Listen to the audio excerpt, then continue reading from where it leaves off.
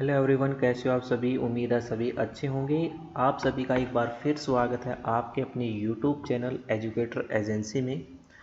आज की इस वीडियो में हम बात करेंगे माइक्रो इकोनॉमिक्स के एक ही बहुत ही बेहतरीन टॉपिक इंडिफरेंस कर्व की, जिसको हिंदी में हम तटस्था वक्र भी बोलते हैं। वीडियो को पूरा देखें। अगर वीडियो आपको अच्छी लगती है वीडियो को लाइक एंड शेयर करना ना भूलें। अगर आप यूजीसी नेट इकोनॉमिक्स की तैयारी कर रहे हो या पीजीटी किसी भी इकोनॉमिक्स एग्ज़ाम की आप तैयारी कर रहे हो तो आपके लिए क्या है, ये वीडियो बहुत ज़्यादा इम्पोर्टेंट होने वाला है। चलिए देख लेते हैं। First of all, difference curve की अगर बात करें तो उससे पहले हमें थोड़ा सा ये आइडिया होना चाहिए कि ये कार्डिनल अप्रोच क्या है एंड ऑर्डिनल अप्रोच क्या है।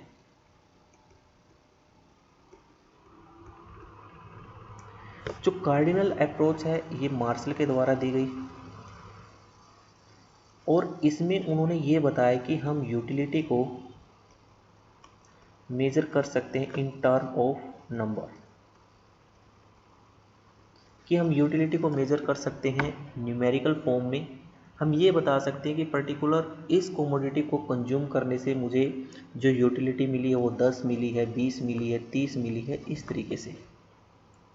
लेकिन उसके बाद कार्डिनल अप्रोच को खारिज किया गया, मतलब उसको क्रिटिसाइज किया गया, उसकी आलोचना की गई और उसके स्थान पर हिग्स एंड एलन ने एक नया कंसेप्ट दिया जिसको बोलते हैं ऑर्डिनल अप्रोच, जो कि 1934 में दिया।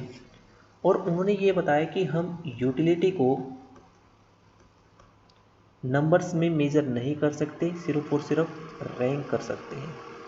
मीन्स सिर्फ ये बता सकते कि पर्टिकुलर इस यूनिट को कंज्यूम करने से मुझे ज़्यादा यूटिलिटी मिली, इससे हमें कम मिली। जैसे कि मुझे चाय पीने से हो सकता है ज़्यादा यूटिलिटी मिली हो, आपको कॉफ़ी पीने से ज़्यादा यूटिलिटी मिली हो, मतलब ये पर्सन टू पर्सन वेरी करता है। ये एक साइकोलॉजिकल फिनोमिना है। क्लियर, देख लेते हैं। Marshall demand analysis is based on the cardinal measurement of utility. अभी अभी हमने कार्डिनल अप्रोच की बात की है कि मार्शल ने डिमांड को जो एनालाइज किया वो किसके आधार पर किया है, कार्डिनल अप्रोच के आधार पर किया है। फिर क्या हुआ, इसको क्रिटिसाइज किया गया दो कारणों की वजह से। The approach is criticise for two reason. एक तो क्या है, ये बताया गया कि हमारी जो यूटिलिटी है वो एक साइकोलॉजिकल फिनोमिना है, जो कि मार्शल ने नहीं माना। उन्होंने यूटिलिटी को नंबर्स में मेज़र करने की बात कही, जबकि उसको क्रिटिसाइज़ किया गया क्योंकि जो क्रिटिसाइज़ करने वाले इकोनॉमिक्स थे उनका ये मानना था कि यूटिलिटी जो है वो एक साइकोलॉजिकल फिनोमिना है और साथ के साथ इसको मेज़र नहीं किया जा सकता, इसको सिर्फ और सिर्फ हम क्या कर सकते हैं, रैंक्स कर सकते हैं। Two economics Hicks and Allen criticise the Marshall cardinal utility to explain consumer behaviour. ये बात दोबारा फिर यहाँ पर अगेन रिपीट हो जाती है। हिग्स और एलन ने जो मार्शल का कंसेप्ट था कार्डिनल यूटिलिटी अप्रोच, उसको क्रिटिसाइज किया और 1939 में हिग्स ने रिप्रोड्यूस किया इंडिफरेंस कर्व को अपनी बुक वैल्यू एंड कैपिटल के अंदर।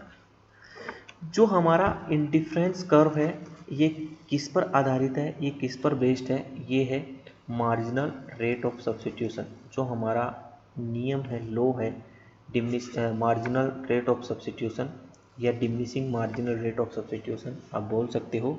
नेक्स्ट स्लाइड में इसको डिटेल में करेंगे। ये इस पर बेस्ड है। और indifference curve approach based on ordinal utility, और ये किस पर बेस्ड है, ऑर्डिनल यूटिलिटी पर बेस्ड है। मींस इंडिफरेंस कर्व के अंदर भी ये माना गया कि हमें जो यूटिलिटी मिलती है उसको हम नंबर्स में मेज़र नहीं कर सकते, मींस उसको क्या कर सकते हैं, रैंक कर सकते हैं। क्लियर।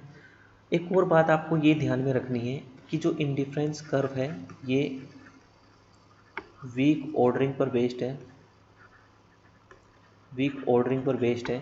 ये आप कंसेप्ट तब अच्छे समझ पाओगे जब हम रिवील्ड प्रेफरेंस थ्योरी करेंगे, क्योंकि वो जो थ्योरी है वो स्ट्रॉन्ग ऑर्डरिंग पर क्या है, बेस्ड है। क्लियर, आगे देख लेते हैं। अगर इसकी मीनिंग की बात करें, indifference curve represent all those combinations of goods which give same level of satisfaction to the consumer।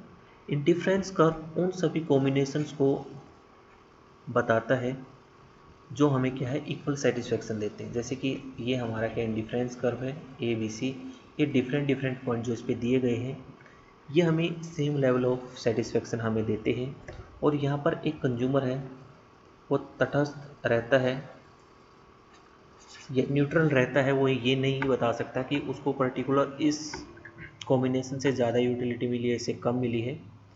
तो इंडिफरेंस कर्व इसलिए इसको बोलते हैं क्योंकि यहाँ पर एक कंज्यूमर यहाँ पर न्यूट्रल रहता है, वो ये नहीं बता सकता कि पर्टिकुलर किस पॉइंट पर उसको ज़्यादा सेटिस्फेक्शन मिला है, क्योंकि सभी पॉइंटों पर उसको क्या है, सेम लेवल ऑफ सेटिस्फेक्शन मिलता है। All the combinations of indifference curve gives equal satisfaction to the consumer। एक इंडिफरेंस कर्व पर जितने भी कॉम्बिनेशंस हैं वो क्या देंगे, इक्वल सेटिस्फेक्शन देंगे। सेम बात है, कोई प्रॉब्लम नहीं है, ठीक है। इंडिफरेंस कर्व को अगर हम यहाँ पर समझने की कोशिश करें, ये हमें दो कमोडिटी, हमने दो गुड्स यहाँ पर ले ली और डिफरेंट कॉम्बिनेशंस यहाँ पर दिए गए हैं। यहाँ पर गुड्स एक्स की हमने 1 यूनिट को कंज्यूम किया, यहाँ पर 12 यूनिट वाई गुड्स के कंज्यूम किए, यहाँ पर हमें इतना ही सेटिस्फेक्शन मिलेगा जितना हमें, हाँ संदीप 1 मिनट,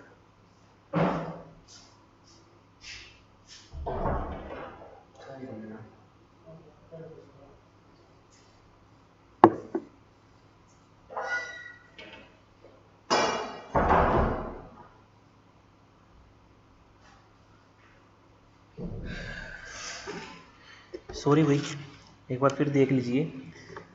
कॉम्बिनेशन ए पर गुड्स एक्स की हमने 1 इकाई को कंज्यूम किया और वाई की हमने 12 इकाई को कंज्यूम किया, हमें इतना ही सेटिस्फेक्शन यहाँ मिलेगा अगर हम गुड्स एक्स की 2 यूनिट कंज्यूम करते हैं और गुड वाई की 8 यूनिट अगर हम कंज्यूम करते हैं। तो हर पॉइंट पर क्या है, इक्वल सेटिस्फेक्शन आपको देखने को मिलेगा। बट यहाँ पर एक बात ये नोट करने वाली है कि गुड्स एक्स की आप जैसे जैसे अतिरिक्त इकाई को कंज्यूम करते चले जाओगे तो वाई गुड्स की यूनिट्स को आपने सेक्रीफाइस करना पड़ेगा, और वो भी किस फॉर्म में, डिमिनिशिंग रेट से। जैसे कि यहाँ पर एक अतिरिक्त इकाई एक्स की पाने के लिए आपने वाई की 4 यूनिट को सेक्रीफाइस किया, फिर एक और अतिरिक्त इकाई पाने के लिए फिर आपने 3 यूनिट को सेक्रीफाइस किया, फिर 2 को भी किया और फिर 1 को किया। इसी को हम बोलते हैं marginal rate of substitutions X and Y, और ये क्या है, डिमिनिशिंग, इसलिए हम इसको बोल सकते हैं diminishing marginal rate of substitution X and Y. और इसी के कारण क्या है, हमारा जो इंडिफरेंस कर्व है वो कन्वेक्स बनता है टू द ओरिजिन। क्लियर, तो आप देख सकते हो जब आप इसको डायग्राम पर ड्रॉ करोगे तो आपको डायग्राम कुछ इस शेप में देखने को मिलेगा। क्लियर, ठीक है, यानी कि ये ओरिजिन पॉइंट के क्या है, ये कन्वेक्स। क्लियर, समझ में आया, ओके। आगे चलते हैं। अगर हम इसकी प्रॉपर्टी की बात करें, properties of the indifference curve, तो इसकी जो पहली प्रॉपर्टी है, indifference curve slope downward to the right, यानी कि इंडिफरेंस कर्व का जो स्लोप होगा वो डाउनवर्ड होगा, लेफ्ट टू राइट। ठीक है, यानी कि इसका डाउनवर्ड होने का रीज़न ये है, ये मान के चलो गुड वाई है और ये हमारी क्या है, गुड एक्स है। मीन्स आप गुड एक्स की जब एक एडिशनल यूनिट कंज्यूम करते हो तो वाई की आपने कुछ क्या है, यूनिट सेक्रीफाइस करनी पड़ेंगी, इसलिए क्या है, डाउनवर्ड स्लोपिंग है। क्लियर, समझ में आया। तो indifference curve slope downward to the right.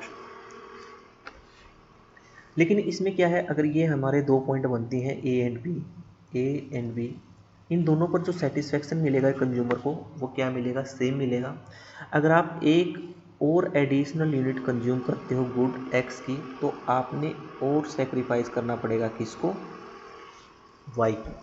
But एक चीज़ ध्यान देने वाली ये है कि यहाँ पर आपका सेक्रीफाइस जो है वो ज़्यादा है और यहाँ पर क्या है आपका कम है, फिर आप और एक एडिशनल यूनिट को कंज्यूम करते हुए सेक्रीफाइस और ज़्यादा कम हो जाएगा।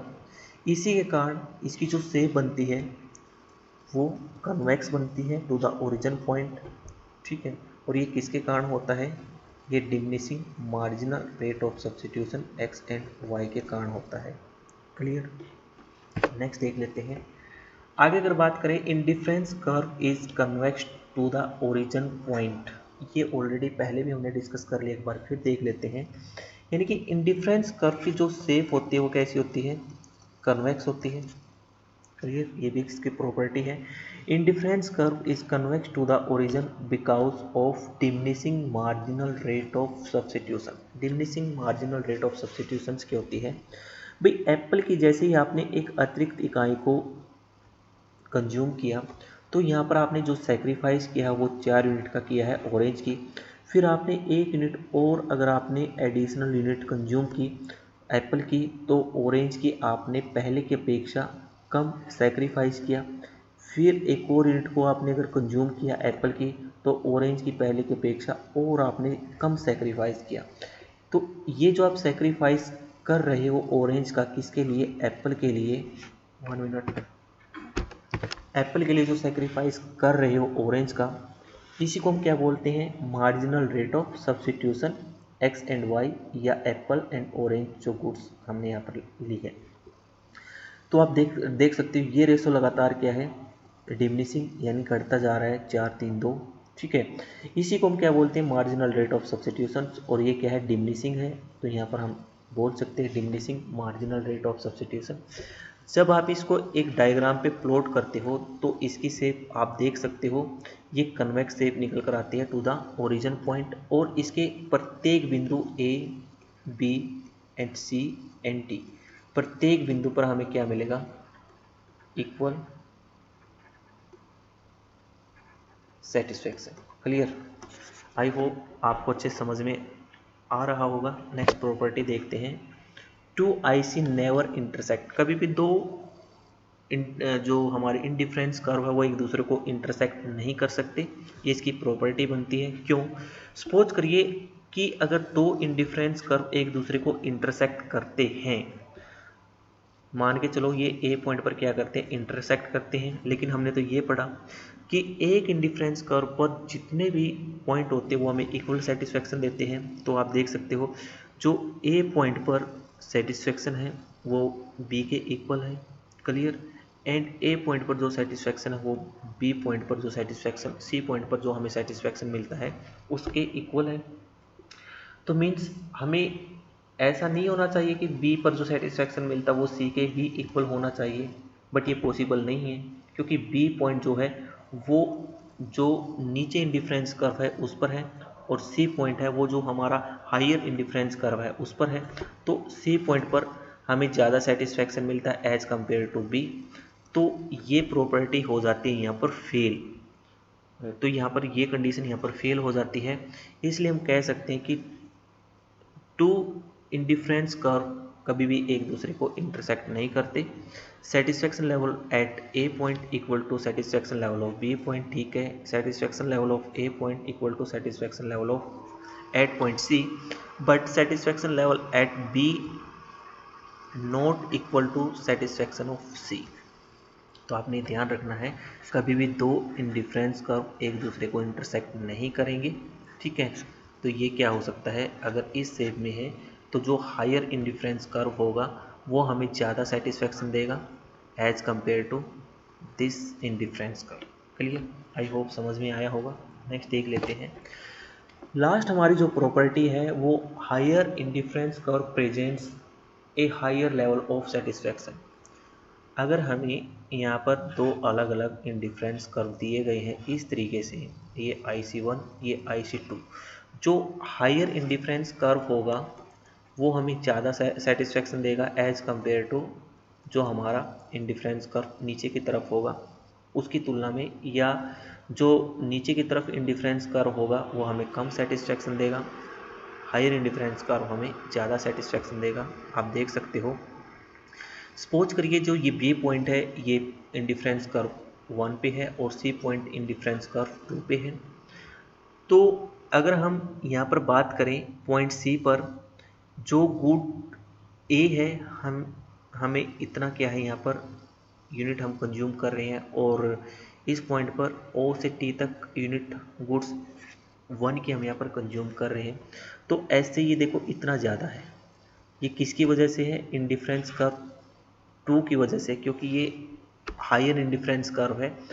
तो हम हमेशा ज़्यादा कोमोडिटी पसंद करते हैं कम की बजाय, तो हम एस की बजाय टी पॉइंट पर रहना ज़्यादा पसंद करेंगे, क्योंकि हमें गुड ए की हमें यहाँ पर ज़्यादा कोमोडिटी मिल रही है, ज़्यादा यूनिट्स मिल रही है। तो इस प्रकार जो सी पॉइंट पर सेटिस्फेक्शन है वो इज़ ग्रेटर देन है बी। क्लियर? इस वीडियो में हमने इंडिफरेंस कर्व को डिस्कस किया इसकी प्रॉपर्टी के साथ। अगर आपको वीडियो अच्छी लगी है तो वीडियो को लाइक एंड शेयर करना ना भूलें। अगर आप इकोनॉमिक्स के स्टूडेंट हैं और आप चाहते हैं इकोनॉमिक्स को अच्छे से डिटेल में समझना, तो चैनल से जुड़िए। आपके लिए हर रोज़ नए नए टॉपिक पर अच्छी अच्छी वीडियो लेकर आते रहेंगे।